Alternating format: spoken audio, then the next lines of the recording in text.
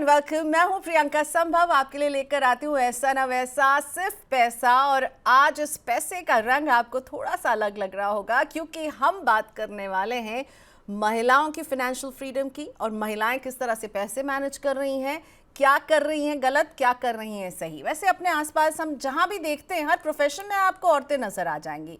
हर क्षेत्र में पुरुषों के साथ वो कंधे से कंधा मिलाकर तो चल रही हैं और कई बार उनसे आगे भी निकल जाती हैं। लेकिन जब बात पैसों की आती है तो मैं क्या महसूस करती हूँ कि करीब 90% ऑफ द विमेन वो बैकफुट पर चली जाती हैं। कह देते ये मेरा डिपार्टमेंट नहीं है, ये मेरे घर में कोई है जो मेरे लिए मुझे गाइड कर रहा है, बता रहा है, वो खुद से फैसले नहीं ले रही है। भारत बदल रहा है और महिलाएं आगे बढ़ रही हैं, लेकिन पैसे को लेकर अभी भी उनका एटीट्यूड नहीं बदल रहा है। पैसे से जुड़े डिसीजंस लेने में एक झिझक रहती है और इस फाइनेंशियल गैप को कम करने की कोशिश में है लक्ष्मी। ये एक विमेन इन्वेस्टमेंट प्लेटफॉर्म है और आज मेरे साथ इस प्लेटफॉर्म की कर्ता धर्ता यानी फाउंडर प्रीति राठी गुप्ता जुड़ी हुई हैं। और मुझे लगा विमेंस डे में इनसे विमेन के फाइनेंशियल बिहेवियर पर बात करने से अच्छा और कौन हो सकता है। Thank you so much Preeti, आपने वक्त निकाला। Welcome to Money9। Pleasure. Thank you, Priyanka. Very excited to be here and thank you for having me. वैसे हम आपको एक बता देते प्रीति के बारे में कि फाइनेंस की दुनिया से प्रीति जी का रिश्ता जो है वो बहुत पुराना है। 2 दशक से ये जुड़ी हुई हैं फाइनेंशियल सर्विस इंडस्ट्री से और हार्वर्ड बिजनेस स्कूल से पढ़ाई की है। कमोडिटीज़, करेंसी और फॉरेक्स एडवाइजरी बिजनेस को इन्होंने लीड भी किया है। तो जहां औरतें पैसों से भागती हैं, आपका रिश्ता पैसों से बहुत लंबा रहा है और आप इससे भाग नहीं रही बल्कि इसे मैनेज कर रही हैं प्रीति। Kudos to you. पर अब थोड़ा सा बताइए कि आपका पैसों से रिश्ता कैसा है। देखिए, I am a believer in practice what you preach. तो मेरा रिश्ता बहुत अगर मैं कहूँ तो बहुत सशक्त और बहुत स्ट्रॉन्ग एक रिश्ता है पैसों से।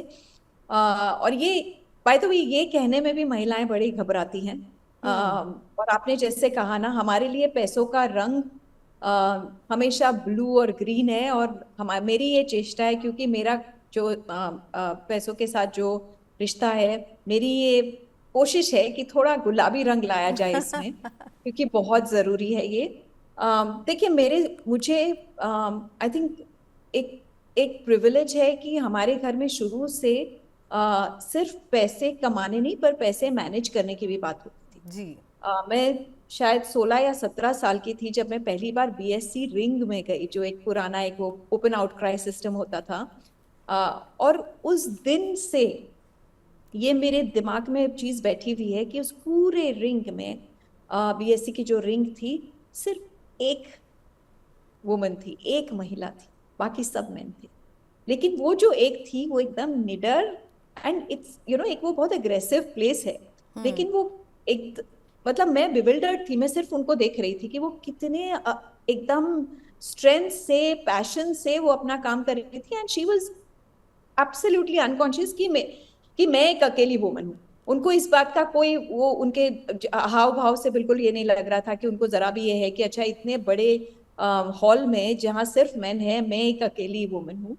और वो मेरे लिए एक इंस्पिरेशन हो गया कि मुझे भी ऐसा बनना है जहाँ मैं अपने पैसे कैसे मैनेज करूं। मैं इस क्षेत्र में मनी मैनेजमेंट के, फाइनेंशियल मार्केट्स, कैपिटल मार्केट्स में कैसे इसी तरीके से निडर होके एक पार्ट भी बनूं। और फिर over a period of time ये भी लगा कि मैं तो पार्ट बन रही हूँ और मैं बहुत एक्टिवली मैनेज कर रही हूँ, लेकिन जो बाकी जो महिलाएं हैं हमारे देश की, वो इससे काफी पीछे छूट रही हैं। तो वो भी कैसे गैप को मैं ब्रिज करूं, और इसीलिए लक्ष्मी की ये जो कंपनी है वो मैंने फॉर्म की। बिल्कुल, आप बहुत बखूबी से अपनी इस भूमिका को निभा रही हैं। लंबा समय बिता चुके हैं फाइनेंशियल जगत में। प्रीति, आई एम श्योर आप भी देख रही होंगी कि हम जेंडर इक्वालिटी की जब बात करें, हम काफ़ी आगे आ गए हैं। और फाइनेंशियल फ्रीडम की जब बात करें, आपकी जैसी महिलाएं हैं, मेरी जैसी महिलाएं हैं जो बहुत सारी चीज़ों को मैनेज करें, अपने पैसे को समझती हैं। लेकिन ओवरऑल आपने जब ये अपना प्लेटफॉर्म लक्ष्मी की भी जब शुरुआत की, इसकी प्रेरणा यही रही कि महिलाओं को और जागरूक किया जाए। तो आप इस पूरे इकोसिस्टम में जहां देश बदल रहा है, ठीक है, हम एक नए भारत की तस्वीर जो है देख रहे हैं और उसे बनाने में जुटे हुए हैं, ऐसे में आप भारतीय महिलाओं को कहाँ पाती हैं? अभी यहाँ पर और कितना काम करने की ज़रूरत आपको लगती है? प्रियंका, मेरा ये मानना है कि पिछले कुछ वर्षों में हमारे देश में महिलाओं ने जहां तक फाइनेंस है वहां बहुत प्रगति की है। अगर आप देखेंगे, टुडे 80% वुमेन है उनके पास बैंक अकाउंट्स है। कुछ चीजें जो हमारे देश में गवर्नमेंट के द्वारा, जो जैसे डीपीआई है, जो डिजिटल पब्लिक इंफ्रास्ट्रक्चर है, उसके द्वारा यूपीआई पेमेंट्स है, ये सब जो टूल्स है, उन्होंने काफी पिछले 5 साल में विमेन को एक्सेस बहुत मिल गई है टेक्नोलॉजी के द्वारा, या जितने भी इंटरमीडिएटरीज है या फाइनेंशियल और डिजिटल पेनिट्रेशन है हमारी कंट्री में, उसके द्वारा। लेकिन एक चीज जो अभी भी नहीं बदली है वो है कि विमेन के पास एक्सेस तो है, पर क्या वो उस एक्सेस को यूज कर रही हैं अपने वेल्थ क्रिएशन या अपने फाइनेंशियल सिक्योरिटी को बनाने में, वो अभी भी बहुत बड़ा गैप है। मैं हमेशा ये कहती हूँ, और जब हम कभी भी बात करते हैं इंडिया में या दुनिया में कहीं बात करते हैं, पर्टिकुलरली हमारे देश में एक्चुअली फाइनेंशियल इंक्लूजन और पर्टिकुलरली महिलाओं को लेके जब फाइनेंशियल इंक्लूजन की बात होती थी तो बात दिमाग में ये आता था कि उनको एक्सेस टू कैपिटल होना चाहिए, यानी कि क्रेडिट, राइट? लेकिन क्या यही सही फाइनेंशियल इंक्लूजन है? सही फाइनेंशियल इंक्लूजन वो होता है जहां महिलाओं को जितने फाइनेंशियल टूल्स हैं वो सब वो यूज कर पाए, और बाकी जितने टूल्स हैं आज इन्वेस्टमेंट के, कैपिटल मार्केट्स के, लॉन्ग टर्म वेल्थ क्रिएशन के, वो टूल्स महिलाएं नहीं यूज कर रही हैं। और ये अगर आप आंकड़े देखें हमारे देश के, मतलब अगर आप देखेंगे म्यूचुअल फंड फोलियोज के नंबर, अगर देखेंगे about 22% folios are held by women, 25% AUM women के पास है, जबकि आप वुमेन इन वर्कफोर्स ऑलमोस्ट 43%, 44% है, करेक्ट? तो ये गैप क्यों है? और जब मैं ये कहती हूँ कि 25% या 22% फोलियोज वुमेन के पास है, तो उसमें भी हमको ये समझना चाहिए कि ये जरूरी नहीं है कि वो एक वुमन खुद ही इन्वेस्ट कर रही है। प्राय यही होता है कि घर में कोई या तो फादर या ब्रदर या हस्बैंड कोई मैनेज कर रहे हैं और उनके नाम से मैनेज कर रहे हैं, और इसलिए उनके नाम से वो फोलियो है। तो ये गैप बहुत बड़ा है अभी भी, और इसको भरना बहुत बहुत जरूरी है, क्योंकि सिर्फ ये नहीं कि वुमेन पीछे छूट गई हैं इनसे, पर इसमें वुमेन के हर एक, जो उनकी लाइफ की हर एक टेंजेंट है, उस पर फर्क पड़ता है। वो कैसे डिसीजंस लेती हैं, उनकी, क्योंकि एक जो सिस्टम्स जैसे डिजाइन किए गए हैं हमारे यहाँ, अभी भी ये है कि आज शादी होती है तो कई बार वुमेन लीव वर्क, बच्चा होता है तो थोड़ा सा चाइल्ड केयर समझ लीजिए, एल्डर केयर समझ लीजिए, वो अभी भी प्राइमरी रिस्पॉन्सिबिलिटी वुमेन की है। तो उनकी जो मनी जर्नी या अर्निंग जर्नी है वो भी लीनियर नहीं है, तो इसीलिए बहुत ज़रूरी है कि वो ये टूल्स यूज़ करें ताकि उनकी फाइनेंशियल सिक्योरिटी उनके लाइफ पाथ या उनके जो मनी जर्नी है उस हिसाब से उनको फाइनेंशियल सिक्योरिटी बिल्ड करा पाए। राइट, आपने जैसे मेंशन किया कि 80% जो विमेन है उनके पास बैंक अकाउंट है। आपकी और EY की जो एक रिपोर्ट है उसमें ही वानी कोला ने खुद कहा है, कलारी कैपिटल की, कि 40% ये जो बैंक अकाउंट है ये डॉर्मेंट पड़े हुए हैं। अब ये एक बड़ा कंसर्न है। कहने को पेपर में महिलाओं का नाम है, कहने को निवेश में, अगर मैं सिप की ही बात करूं, महिलाओं का नाम है, पर वो एक्टिव पार्टिसिपेशन नहीं हो रहा है। और इसमें मैं मानती हूँ हमारी सोसाइटी में सोच हमेशा से ये रही कि भाई एक तो वो कि घर में पैसों की बात नहीं करते हैं, और अगर लड़की है तो उसे तो बिल्कुल भी नहीं करते हैं, ठीक है। लेकिन इसमें मुझे लगता है सबसे ज़्यादा एक्टिव रोल महिलाओं का भी है। आप कई बार नहीं सुनती हैं प्रीति कि मैं पैसे बहुत कॉम्प्लिकेटेड है, ये मैं क्यों करूँ, नहीं सुनती हैं आप ये बात? मैं बहुत सुनती हूँ। इनफैक्ट सबसे ज़्यादा जब मैं शुरू करती हूँ पैसों की बात करना, या मैं कई बार मैं ये सेशंस करती हूँ, तो उसके पहले जब वो नेटवर्किंग होती है तो महिलाएं मेरे पास आके और वुमेन मुझे कहती हैं कि I am not good with money. वो एक स्टैंडर्ड एक मेरे पास एक वो ये कमेंट आता ही है, और मेरा जवाब ये रहता है कि आप सब कुछ कर रही हैं मनी के साथ। आप मनी मैनेज कर रही हैं, आप मैनेज कर रही हैं हाउस होल्ड एक्सपेंसेस, आप सेव कर रही हैं, आप रोज में on an average a woman is taking मतलब 20 से 50 डिसीजन आप रोज के ले रही हैं पैसों के। आप घर को मतलब वो संभाल के उसको कैसे बचा के और घर के लिए हम सारे जितने जरूरतें हैं वो पूरी करें, वो सब करें। तो आप ये कैसे कह सकती हैं कि मैं I am not good with money? Challenge ये है कि एक दो चीजें हैं। एक तो कि अभी तक अथॉरिटी या तो मिली नहीं है या ली नहीं है, बिल्कुल। दोनों चीजें हैं। मुझे लगता है अथॉरिटी लेने का वक्त आ गया है।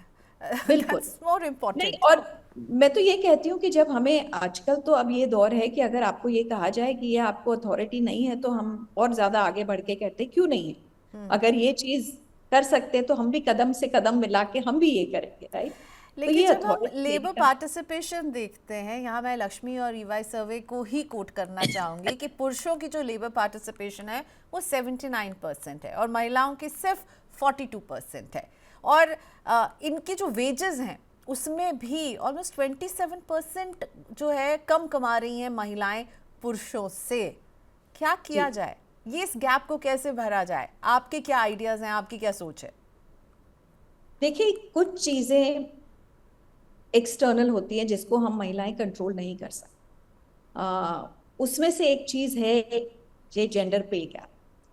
Women in workforce, by the way पहले हम विमेन इन वर्कफोर्स की बात करते हैं। विमेन इन वर्कफोर्स पिछले 5 सालों में ऑलमोस्ट डबल हो गया है, राइट? हम में उसके पहले देखा कि बहुत शार्प ड्रॉप था। लेकिन आज भी अगर आप देखेंगी इसको, अगर आप urban India to rural India compare करेंगी तो आंकड़े बहुत फर्क है। अर्बन इंडिया में अभी भी विमेन इन वर्कफोर्स करीब 27% है सिर्फ, राइट? वेर एज रूरल में ऑलमोस्ट 47-48% है। तो ये गैप भी इतना बड़ा है। दूसरी बात, जब वो स्पेशली जो व्हाइट कॉलर जॉब्स है, जब वो वर्क करती है तो उसमें जेंडर पे गैप इतना बड़ा है, 25 से 27% आज भी जेंडर पे गैप है। तो as a woman by the time आप रिटायर करती हैं तो आपने 25 से 27% तो कम कमाया ही, लेकिन क्योंकि आप उन पैसों को, कमाए हुए पैसों को और बचाए हुए पैसों को, चॉइसेस जो आप कर रही हैं उन पैसों के साथ, विच इज टिपिकली कि मैंने फिक्स डिपॉजिट कर लिया या गोल्ड ले लिया या कई बार जस्ट कबर्ड में रख लिया, उसके कारण हम रिटायर करते हैं with almost 50 to 80% less retirement wealth than men. तो ये एक बहुत बड़ा, ये हमारे कंट्रोल में है। आज हम जेंडर पे गैप इकोसिस्टम को साथ में आना पड़ेगा उसको ब्रिज करने के लिए। लेकिन ये जो क्या चॉइस हम करें हमारी बचत के साथ, वो तो हमारे हाथ में है। और अगर हमने उसी को ही अगर कंट्रोल कर लिया, उसी को ही अपने हाथ में ले लिया, तो ये हमने एक वर्किंग की है जिसमें उस रिपोर्ट में आप देखेंगे कि जेंडर पे गैप के कारण अगर एक महिला जो एक वुमन जो स्टार्ट करती है वर्किंग 24-25 साल की एज में, अपने रिटायरमेंट तक करीब 2-2.5 करोड़ रुपए ऑन एन एवरेज, जिसकी सैलरी 4-4.5 लाख रुपए से शुरू होती है जिसका करियर, रिटायरमेंट तक अबाउट 2-2.5 करोड़ रुपए वो लूज कर देती है, ये जेंडर पे गैप के कारण। लेकिन क्योंकि वो सब ऑप्टिमल चॉइसेस कर रही हैं अपने पैसों के साथ, वो 5 से 5.5 करोड़ की वेल्थ की अपॉर्चुनिटी लूज कर देती है। तो ये तो एक बड़ा खड्डा है। अगर ये खुद, और ये सिर्फ उनके खुद के चार्ज लेने से बढ़ सकता है जब वो सही टूल्स में, सही प्रोडक्ट्स में अपने पैसे, अपने बचाए हुए पैसों को इन्वेस्ट करें। और ओके, हम सो ये आप प्राय कह रही देखते जेंडर पे गैप की वजह से 2.5 करोड़ आप कम जो है अपने रिटायरमेंट में कमा रही होंगे, लेकिन रॉन्ग चॉइसेस जो इन्वेस्टमेंट में हम पैसे को जो गलत जगह पर लगा रहे हैं उससे तो 5.5 से 5.5 करोड़ का जो है आपको चूना लग रहा है। तो ये बिल्कुल। 5.5 करोड़ कैसे बनाएं, कैसे बचाएं? आपको इसीलिए मैं लेकर आई हूँ, बताइए हमें। आप की वेबसाइट है जो पूरी तरह से, वेबसाइट और ऐप भी है जो पूरी तरह से ये मदद करती है। तो क्या राइट डिसीजन लेने चाहिए ताकि ये 5.5 करोड़ जो है हम रिटायरमेंट तक जमा कर सकें, प्रीति? तो इसमें काफी चीजें देखिए, जो बेसिक प्रिंसिपल्स है वेल्थ क्रिएशन के वो तो सेम है, लेकिन महिलाओं के जो जर्नी है उस हिसाब से उनको कैसे देखना चाहिए। तो सबसे पहले तो बहुत जरूरी है कि वो अपना इन्वेस्टमेंट जर्नी और भी पहले शुरू करें, जितना जल्द शुरू कर सकते हैं। और हमने ये देखा है कि कंपाउंडिंग एक ऐसा मैजिकल वर्ड है कि आप जल्दी शुरू कर दे, कम पैसों से भी शुरू करें, लेकिन जल्द करने से आपको टाइम मिलता है जहां आपके पैसे कंपाउंड होते हैं। तो सबसे पहले तो वो क्रिएट करें। और एक चीज महिलाओं के लिए बहुत जरूरी है, और जो हम बहुत इन आवर माइंड हम करते हैं, क्योंकि क्या होता है, हमारी जो अर्निंग्स है, जो ब्रेक्स होते हैं उस अर्निंग में, तो हमारा सबसे पहले माइंडसेट होता है कि हम सेफ्टी क्रिएट करें। तो उसमें हम बहुत अच्छे हैं, अपने मतलब इमरजेंसी फंड्स क्रिएट करना, सेफ्टी पूल क्रिएट करना, उसमें हम फटाफट पैसे, विच इज वाई हमारे पैसे रहते हैं फिक्स डिपॉजिट में, ऐसी जगह जहाँ लिक्विडिटी भी रहे और काम पड़े तो काम आ जाए जल्दी से, और उसमें कोई रिस्क ना हो। लेकिन हम जो नहीं सोचते हैं, और इसलिए नहीं सोचते हैं क्योंकि हमारी अर्निंग एकदम इन लाइक लीनियर पाथ या कंटिन्यूस उसमें नहीं आती है, ब्रेक्स रहते हैं। तो हम उसमें से ये नहीं सोचते कि इसमें से कुछ पैसे मुझे अपने फ्यूचर, मतलब आगे के जो बड़े गोल्स है, मेरे रिटायरमेंट है या मेरी बच्चों की पढ़ाई है, उसके लिए ऐसी जगह रखना चाहिए जहां टाइम उसको कंपाउंड करके वो रिटर्न। तो इसके लिए सबसे ज्यादा जरूरी है, और ये चीज हमारे प्लेटफॉर्म पे हम करते हैं कि आप आइए, इंटरैक्ट करिए। और इसके लिए महिलाओं को बहुत सारे नॉन फाइनेंशियल टूल्स अवेलेबल है हमारे प्लेटफॉर्म पे। जैसे कि एक टूल है विजन बोर्ड, जहां हम हमेशा सोचते हैं एज वुमेन, हमारी हमेशा जो जितनी हमारी कल्पना में जितनी हमारी एस्पिरेशंस ड्रीम्स है, उसको हम कहीं ना कहीं उसको या तो हम फोटो लेके कहीं लगाते हैं, या कहीं पे हमारे दिमाग में सोच के रखते हैं कि अच्छा मुझे ऐसा ऐसा घर खरीदना है, या मेरे बच्चों को पढ़ने भेजना है, या मेरा अपना बिजनेस स्टार्ट करना है। तो उसको पहले कैसे उसको गोल्स को एक विजन बोर्ड पे लगाएं, और उसको फिर आप कैलकुलेटर यूज करके देखें कि मुझे कितने पैसे चाहिए।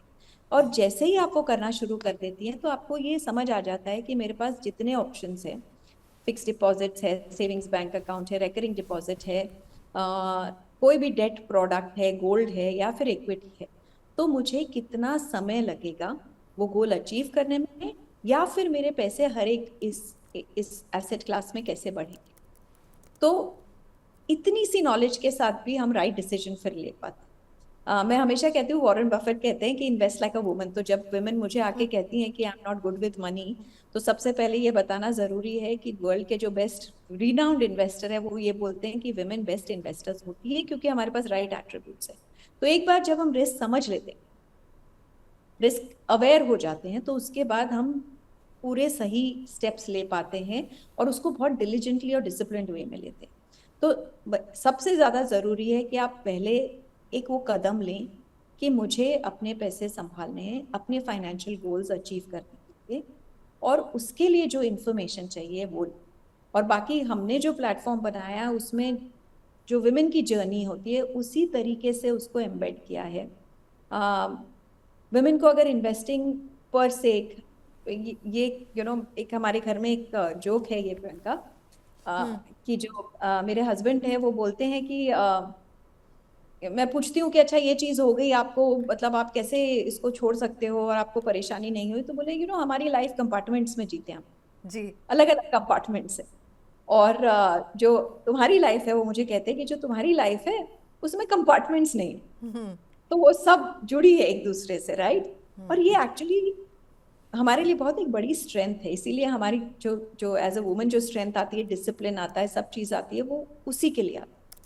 ओके, सो डिसिप्लिन है लेकिन रिस्क लेने में थोड़े अवर्स हैं, इसीलिए शायद फर्स्ट स्टेप लेने में देरी हो जाती है, और ये सबसे बड़ी गलती होती होगी। मैं आपको इधर करेक्ट करूंगी, हम रिस्क एवर्स नहीं है, आई थिंक हम रिस्क अवेयर है। अगर आप हमें बता दें कि कैसे, अगर हमें ये समझ आ जाए कि ये इस चीज में इतनी रिस्क है, लेकिन इसको यूज करने से या इसको रिस्क मिटिगेट करने से इस तरीके से किया जा सकता है, वो अवेयरनेस होने के बाद हम बखूबी, हमारे प्लेटफॉर्म पे विमेन है जो बहुत अच्छे से इक्विटी फंड्स में इन्वेस्ट कर रही है। तो क्या आपको क्योंकि लगता उन्हें है समझ आ इक्विटी गया है। फंड्स जो है वो आपके लिए एज कंपेयर टू कोई और डेट से जुड़े हुए जो हम इन्वेस्टमेंट करते हैं, जहां हम एक अशोर्ड रिटर्न का वादा रहता है, हमें लगता है वहां हमारा पैसा सुरक्षित है, हम भूल जाते हैं कि इन्फ्लेशन का उस पर जो इम्पैक्ट पड़ रहा है उससे उस पैसे की परचेसिंग पावर कम हो रही है, पर हमें लगता है वो सेफ है, इसीलिए हम वहाँ पे शायद डाल देते हैं। तो क्या इक्विटी का आपने जिक्र किया, लेकिन आप ही की रिपोर्ट जो है वो ये भी बता रही है कि केवल 25% ही विमेन इन्वेस्टर्स हैं जो इक्विटी और म्यूचुअल फंड में इन्वेस्ट कर रही हैं, और आपने भी इक्विटी को मेंशन किया, तो इक्विटी क्या यही एक अच्छा और ऐसा रास्ता है जो आपको इन्फ्लेशन बीटिंग रिटर्न दे सकता है और आपको रिस्क के बारे में पहले से बता कर रख सकता है? देखिए, इसमें तो कोई शक नहीं है, लॉन्ग टर्म गोल्स के लिए आपको इक्विटी में या इन्फ्लेशन बीट करने के लिए इक्विटी ही एक एसेट क्लास है जिसने इन्फ्लेशन बीट किया है over a long term period. पिछले 2-4 साल में ऑफ कोर्स हमने गोल्ड और सिल्वर देखा है कि कितने फैंटाबुलस रिटर्न दिए, पर उसको 2-3-4 साल में नहीं देखना चाहिए, ओवर 20, क्योंकि हमारे गोल्स टिपिकली रिटायरमेंट जैसे है, हो सकता है 30 साल बाद है, 20 साल बाद है, तो उसको लॉन्ग टर्म में देखना चाहिए। और लॉन्ग टर्म में अगर कोई एसेट क्लास है जिसने इन्फ्लेशन बीट किया तो वो है इक्विटी। और सिर्फ इसलिए भी नहीं, हम मतलब एक एसेट एलोकेशन जो जो एक एक्चुअली सबसे एफिशिएंट टूल है पैसे मैनेज करने का, वेल्थ क्रिएट करने का, अगर उसे यूज करना है तो इसीलिए भी जरूरी है कि आप, जैसे हम कहते हैं don't put all your eggs in one basket, उसको आप डिस्ट्रीब्यूट करें। आप उसको अगर पूरा डेट में डाल रहे हैं तो उसको रिमूव करें, थोड़ा गोल्ड में डालें, पूरा गोल्ड में डाल रहे हैं तो गोल्ड इक्विटी और इक्विटी, गोल्ड डेट और इक्विटी में उसको डिस्ट्रीब्यूट करें। तो एसेट एलोकेशन के लिए, वेल्थ क्रिएशन के लिए, इन्फ्लेशन बीट करने के लिए इक्विटी बहुत जरूरी है। और हमारी रिपोर्ट ने यही दर्शाया है कि वुमेन के पास जो एक्सेस है, आज इतने सारे डिजिटल प्लेटफॉर्म्स हैं, वो एक्सेस है उनके पास, पर वो एजेंसी नहीं ले रही हैं या एजेंसी नहीं है कि हम कैसे ये डिसीजन ले कि इसमें से कुछ पैसे हमें इक्विटी में भी डालने या कैपिटल मार्केट्स में भी डालने। आज डेट और गोल्ड में भी हम कैसे पार्टिसिपेट कर रहे हैं, इधर थ्रू फिक्स डिपॉजिट्स। ऐसा नहीं है कि हम डेट म्यूचुअल फंड्स में पार्टिसिपेट कर रहे हैं, गोल्ड बाय कर रहे हैं तो आज भी हम फिजिकल गोल्ड या डिजिटल गोल्ड बाय कर रहे हैं, लेकिन हम गोल्ड म्यूचुअल फंड्स, जो कि सबसे एफिशिएंट वे है गोल्ड बाय करने का या इन्वेस्ट करने के लिए, वो हमने यूज कर रहे हैं। तो आई थिंक फाइनेंशियल टूल्स जो स्मार्ट है, जिससे आप पैसे एफिशिएंटली इसमें पैसे बचा सकते हैं, जिसकी कॉस्ट लो है और जो आपको सही रिटर्न्स आपके गोल के लिए दे सकते हैं, वो सारे ही टूल्स नहीं यूज कर रहे। इक्विटी एक एग्जाम्पल है। इक्विटी में सबसे बड़ा गैप है क्योंकि डेट के कंपार्टमेंट में आप फिक्स डिपॉजिट भी डालेंगे, रिकरिंग डिपॉजिट भी, सब उस डेट में डालेंगे। पर all financial tools which are digitally today available, women are not using them as effectively as they should. Okay, मुझे ये बताइए प्रीति, आपने भी मेंशन किया, देखिए चाहे हम जो भी कहें, सच्चाई ये भी है कि एक महिला के करियर में ब्रेक्स जो हैं कुछ इनएविटेबल, आपने कहा कुछ चीज़ें जो हमारे कंट्रोल में नहीं है। हो सकता है मन है, इच्छा शक्ति है काम करने की, लेकिन ऐसी सिचुएशन हो जाती है, चाहे मैरिज हो, कई बार मैरिज के बाद भी मैंने लड़कियों को देखा कि वो वर्क से थोड़ा सा दूर हो जाती, कहती है हम 1 साल का ब्रेक लेके वापस आएंगे, चाइल्ड केयर हो, घर में एल्डरली केयर हो, तो यहाँ ये ब्रेक्स तो आने ही हैं और इसलिए गाड़ी हमारी ज़रा धीरे भी हो जाती है। तो आप उनको क्या बोलना चाहेंगी? ये इन ब्रेक्स को, अगेन, ये हमारे कंट्रोल में नहीं है। जी बिल्कुल, इसीलिए मैं कहती हूँ, क्योंकि जो चीज, कुछ चीजें तो हमारे कंट्रोल में नहीं है, क्योंकि मेरा ये मानना है कि अभी भी हम उस स्टेज तक नहीं आए हैं जहाँ ये माना जाए कि भाई चाइल्ड केयर इक्वल रिस्पॉन्सिबिलिटी है या एल्डरली केयर इक्वल रिस्पॉन्सिबिलिटी है। कई जगह, कई घरों में ये बदलाव आ रहा है, पर जब ये नहीं आता है, जो चीज हमारे कंट्रोल में है वो ये है कि इन सब ब्रेक्स के लिए हम एटलीस्ट हमारी फाइनेंशियल इक्वालिटी बिल्ड करें। वो हम तभी कर सकते हैं जब ये सब हम प्लान करें कि हाँ, मैं अगर मैटरनिटी ब्रेक लूँ मैं, या फिर मैं जॉब वर्कफोर्स से ड्रॉप हो जाऊँ, मेरी जॉब छोड़ दूँ क्योंकि मुझे मेरे बच्चों का ध्यान रखना है, या कुछ ऐसी चीज़ है जिसे मुझे ही घर पे रहना पड़ रहा है, तो क्या मैं उसके लिए प्लान कर रही हूँ? ये ब्रेक जो है, मुझे ब्रेक लेने के बावजूद मेरी रिटायरमेंट वेल्थ या मेरे फाइनेंशियल गोल्स अचीव कर पाऊँ, ये प्लानिंग करना बहुत जरूरी है। और ये प्लानिंग जो है, वहीं हम छूट जाते हैं।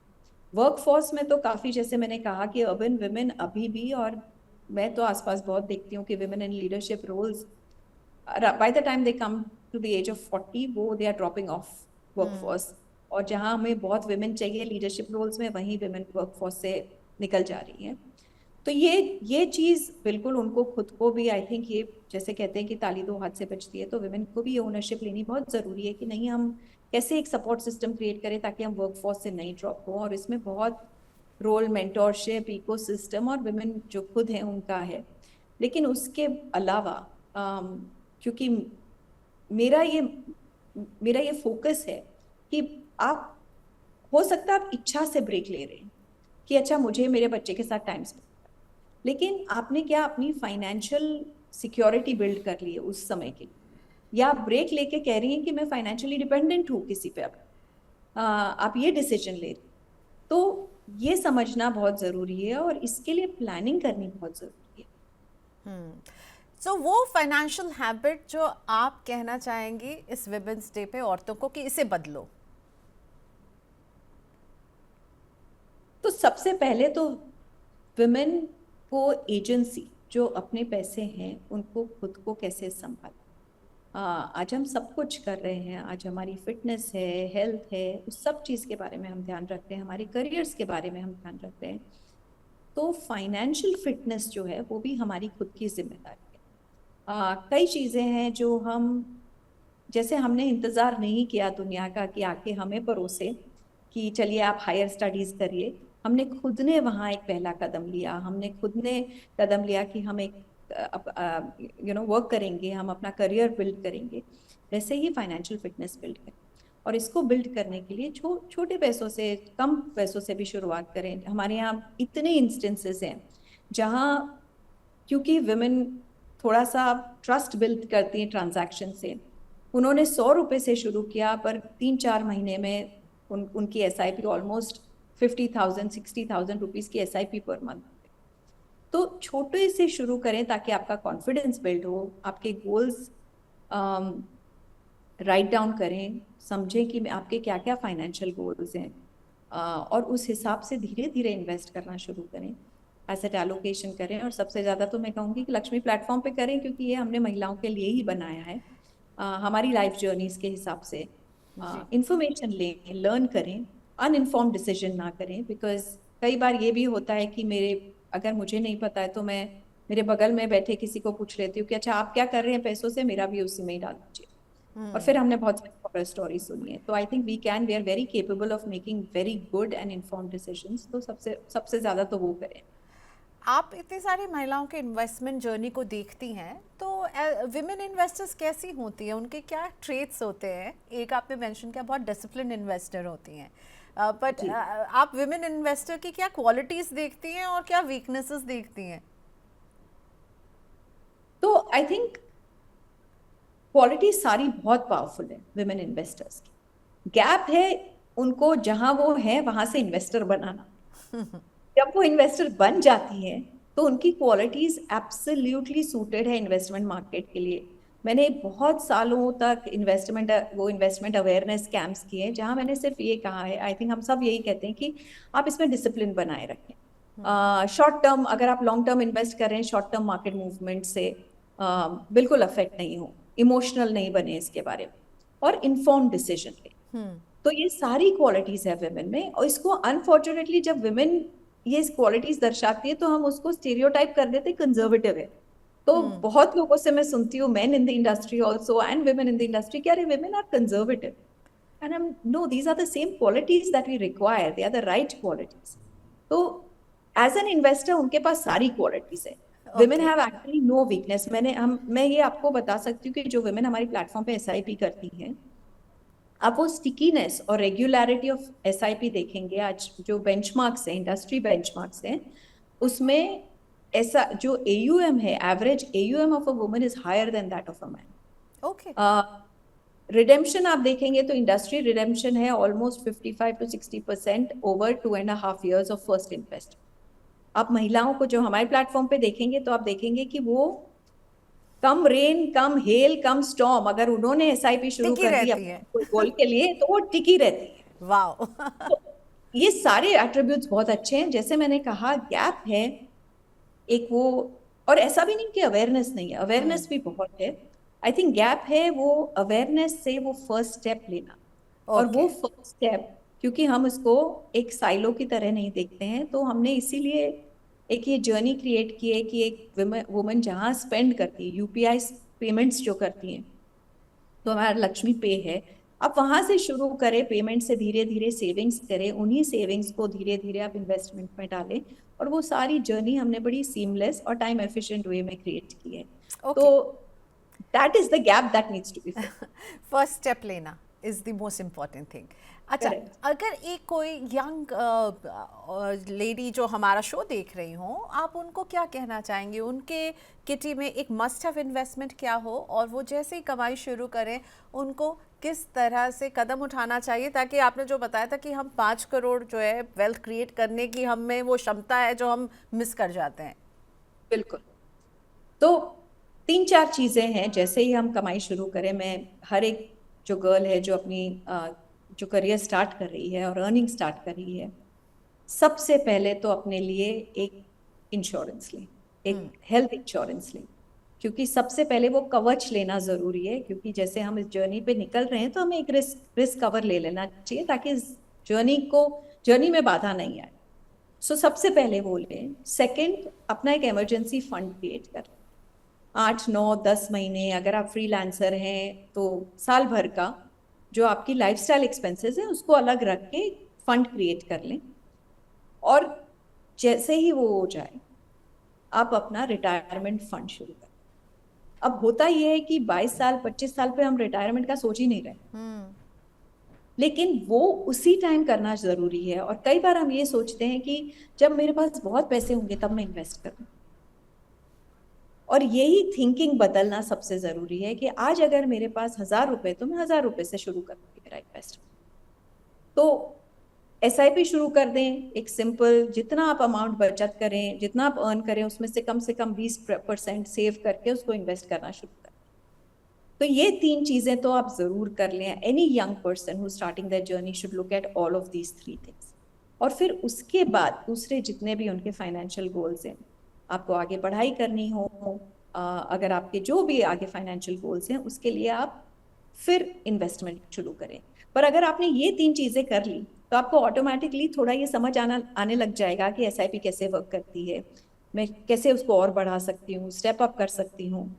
और फिर इसी टूल को मैं अपने दूसरे गोल्स जो है, फाइनेंशियल गोल्स, उसमें कर सकती हूँ। एक चीज और मैं यहाँ कहना चाहूंगी प्रियंका, कि इन्वेस्टिंग जब आप शुरू करें तो एक्चुअली सबसे इजीएस्ट और सिंपलेस्ट वे है वाया म्यूचुअल फंड। कई बार हम ये भी सोचते हैं कि मैं स्टॉक मार्केट में डायरेक्टली इन्वेस्ट करूं। आपका पैशन हो तो आप जरूर इन्वेस्ट करें, लेकिन पहले उसको सीखने के लिए समय निकालें। अगर आपके पास इतना समय है तो उसको सीखें।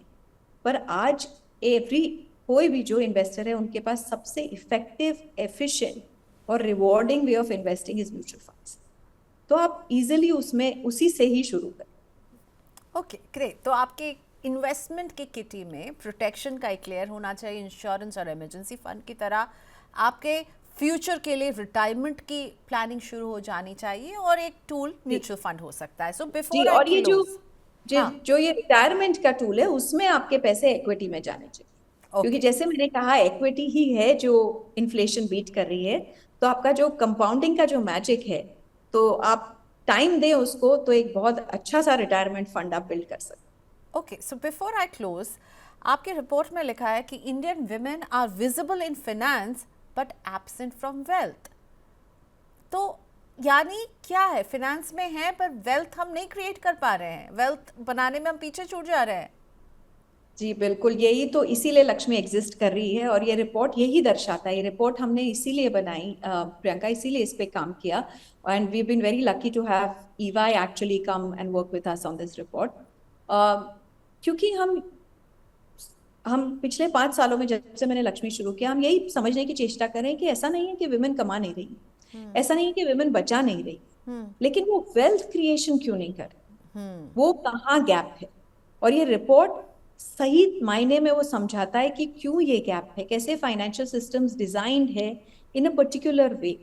क्योंकि जो उनके मोस्ट एक्टिव यूजर्स हैं वो मेन हैं, तो जो सिस्टम्स हैं वो डिजाइंड उनके लिए हैं। तो कैसे विमेन को वेल्थ क्रिएट करने के लिए there is a differential system that needs to be design. और ये रिपोर्ट यही दर्शाता है कि ये गैप, पर डिफरेंट सिस्टम कहाँ क्रिएट हो रहा है? आपके जैसे अगर इक्का दुक्का लोग क्रिएट कर रहे हैं, तो यानी यहाँ एक बड़ा गैप है हमारे फाइनेंशियल वर्ल्ड में, जहाँ प्रोडक्ट्स और इन्वेस्टमेंट करने का जो तरीका है वो विमेन के लिए नहीं डेवलप हो रहा, ये एब्सेंट है। तो प्रियंका, इसीलिए आई थिंक लक्ष्मी की ये रिपोर्ट से ये साबित हो जाएगा, और हमारी ये आर एफर्ट इज कि आज टुडे इंडिया में देर आर 400 मिलियन विमेन जो इन्वेस्ट कर सकती हैं, पर अभी फोलियोज कितने हैं हमारे पास? फोलियोज हैं 1.5 करोड़ म्यूचुअल फंड फोलियो।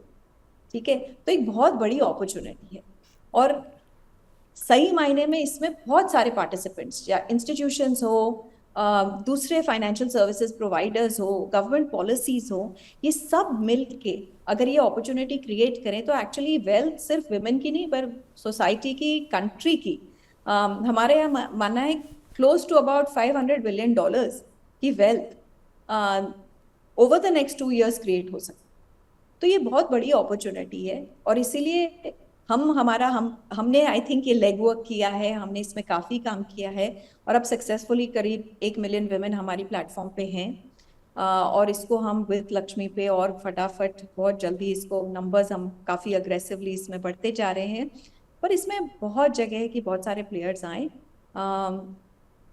लेकिन इसके लिए डिजाइन और सिस्टम सोच के बनाना पड़ेगा। जो आज तक हमने जेंडर न्यूट्रल जो सिस्टम्स बनाए हैं, उससे हम विमेन को नहीं ला पाए वेल्थ क्रिएशन। राइट, और वो आप कर रही हैं। सो बहुत बढ़िया काम प्रीति राठी गुप्ता आप कर रही हैं।